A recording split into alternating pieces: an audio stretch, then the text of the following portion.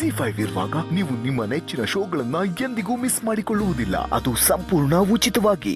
ಅತ್ತೆ,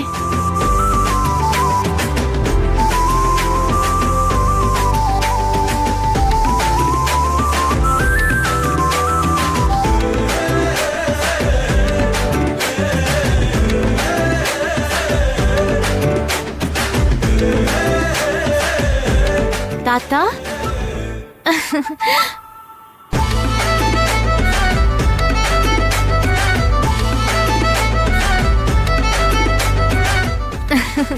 ತಾತ ಹೇಗಿದ್ದೀರಾ?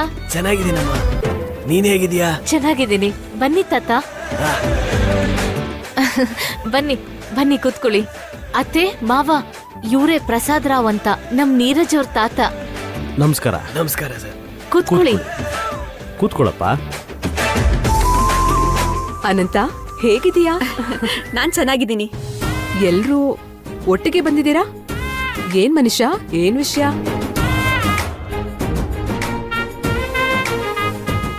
ಮಾವ, ಇವರು ಮತ್ತೆ ನಮ್ ತಾತ ಬಾಲ್ಯ ಸ್ನೇಹಿತರು. ಎಲ್ಲಿ ಅಚ್ಯುತರಾಮ, ಎಲ್ಲಿ ಒಂದ್ ಮೊಮ್ಮಗಳು ಸುತ್ತಿ ಬಳಸಿ ಬಂದು ನನ್ ಹುಟ್ಟಿದ ದಿನನೇ ಸಿಕ್ಕಿದಾಳೆ. ಇಂಥದನ್ನೆಲ್ಲ ನೋಡ್ದಾಗ್ಲೇನೆ ಪ್ರಪಂಚ ತುಂಬಾ ಚಿಕ್ಕದು ಅಂತ ಅನ್ಸತ್ತೆ. ನೀವ್ ಹೇಳಿದ್ದು ಅಕ್ಷರಶಃ ಸತ್ಯ ಪ್ರಸಾದ್ ರಾವ್ ಅವರೇ. ಎಲ್ಲೋ ಹುಟ್ತೀವಿ, ಎಲ್ಲೋ ಬೆಳಿತೀವಿ, ಕೊನೆಗೆ ಮತ್ತೆಲ್ಲೋ ಭೇಟಿ ಆಗ್ತೀವಿ. ಇಲ್ಲೋಡಿ, ಇವತ್ತು ಇಲ್ಲಿ ಭೇಟಿ ಆದಂಗೆ.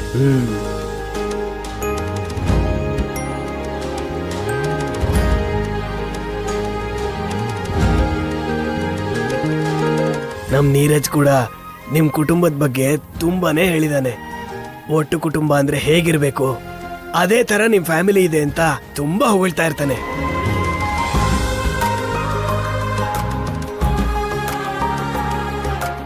ಅದಕ್ಕೆ ನಿಮ್ಮನ್ನೆಲ್ಲ ಒಂದ್ಸಲಿ ನೋಡ್ಬೇಕು ಅನ್ನಿಸ್ತು.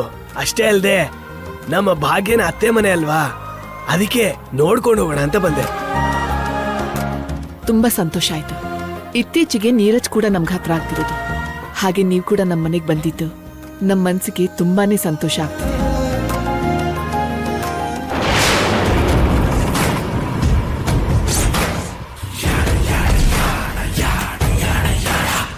ನಿನ್ನ ಮುಂಡತನಕ್ಕೆ ಮಿತ್ರನ ಬಲಿಯಾಗೋದಕ್ಕೆ ನಾನ್ ಬಿಡಲ್ಲ. ಅದನ್ನ ನೋಡೋಣ. ಅಷ್ಟಕ್ಕೂ ಕೇಳ್ಬೇಕಾಗಿರೋದನ್ನೇ ಕೇಳೋದಕ್ಕೆ ಮರ್ತೋದೆ. ನೀರಜ್ಗೂ ಮನೀಷಾಗೂ ಸದ್ಯದಲ್ಲೇ ನಿಶ್ಚಿತಾರ್ಥ ಮಾಡ್ತಾ ಇದ್ದೀರಾ ಅಂತ ಕೇಳ್ಪಟ್ಟೆ.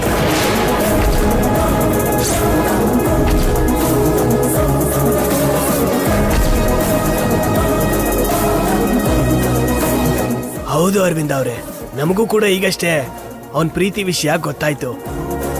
ಅದಕ್ಕೆ ಮದ್ವೆ ಮಾಡ್ಬೇಕು ಅಂತ ನಿರ್ಧಾರ ತಗೊಂಡಿದ್ದೀನಿ.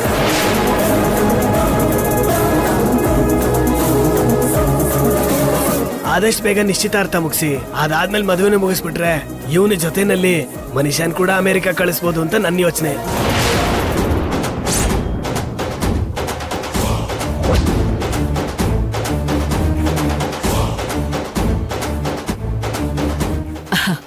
ಮತ್ತೆ ನಿಶ್ಚಿತಾರ್ಥ ಯಾವಾಗ ಮಾಡ್ಬೇಕು ಅನ್ಕೊಂಡಿದ್ದೀರಾ?